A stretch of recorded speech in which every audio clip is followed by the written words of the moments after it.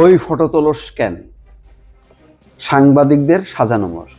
দেখেন এই লোকটার কি দুর্ভাগ্য, একটা ভুল রাজনীতির কিভাবে শিকার হলেন। শেষ প্রান্তে এসে তিনি কি করলেন, হঠাৎ করে ভুল পাল্টে আওয়ামী লীগে জয়েন করলেন এবং নৌকা নিয়ে পাশ করলেন। সারা জীবন করলেন হচ্ছে বিএনপি রাজনীতি। হ্যাঁ, সেই এবং তার নামের সঙ্গে আছে সাজানো মোড়, বীর বিক্রম। তো একজন মুক্তিযোদ্ধা, এটা সত্য। বিএনপি নেতা, এটা প্রতিষ্ঠিত সত্য। কিন্তু ভুল পাল্টে গেলেন আওয়ামী লীগে। 24-এর যেই নির্বাচন, যেই দ্বাদশ জাতীয় সংসদ নির্বাচন, সেই দ্বাদশ জাতীয় সংসদ নির্বাচনের উল্লেখ্য যে রাজনীতির যে ছন্দপতন বা স্খলন, তার মধ্যে অন্যতম যে ক্যারেক্টার, তিনি হচ্ছেন সাজানো মোড়।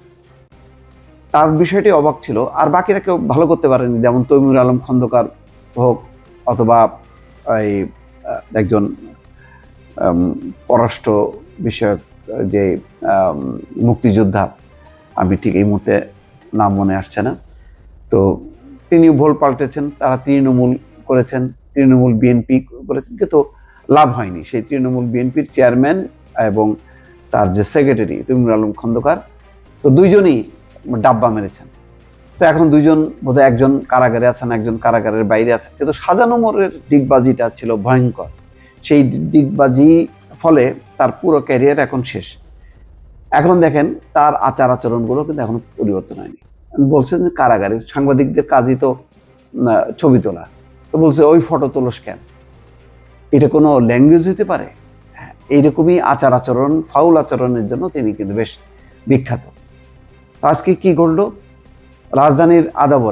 রাজধানীর আদাবর থানার গার্মেন্টস কর্মী রুবেল হত্যা মামলায় রোববার সকালে আদালতে ঝালকাঠি 1 আসনের সাবেক এমপি সাজানো মোড় IGP Chowdhury Abdul Al Mamun, DMP commissioner Asaduzzaman মিয়াকে গ্রেপ্তার দেখানোর বিষয়ে শুনানির জন্য নির্দিষ্ট ছিল তারিখ।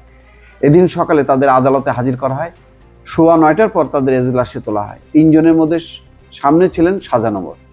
ওই সময় সাংবাদিকরা তাদের ছবি তুলতে গেলে সাজানো মোড় বলেন, এই ফটো তোলস কেন?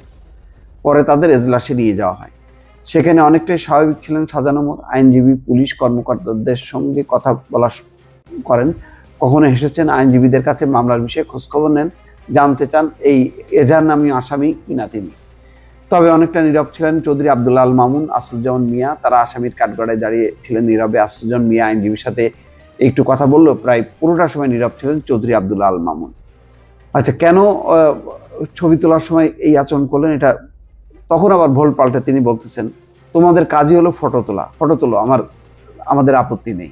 এর আগে 21শে নভেম্বর সকালে কাঠালিয়া থানার একটি মামলায় সাজানো মোড়কে গ্রেপ্তার করা হয়। যাই হোক, এই হলো সাজান মোড়ের কেচ্ছা কাহিনী। অথচ 1979 সালের দ্বিতীয় জাতীয় সংসদ নির্বাচনে তিনি বিএনপির প্রার্থী হয়ে তৎকালীন বাকেরগঞ্জ 12 আসন থেকে এমপি নির্বাচিত হন। 91 সালে 5ম জাতীয় সংসদ নির্বাচনে তিনি ঝালকাঠি 1 আসন থেকে এমপি নির্বাচিত হন। খালেদা জিয়ার মন্ত্রিসভায় তিনি প্রতিমন্ত্রীর দায়িত্ব পালন করেন 2 দফা। এরপরে তারা অনেক ক্যারিয়ার, কিন্তু সমস্ত ক্যারিয়ারগুলো শেষ করে দিল আওয়ামী লীগে জয়েন করে। এবং তখন তার হম্বিদম্বি কি ছিল, এখন কোথায় তার অবস্থান? দর্শক ভালো থাকবেন, আল্লাহ হাফেজ।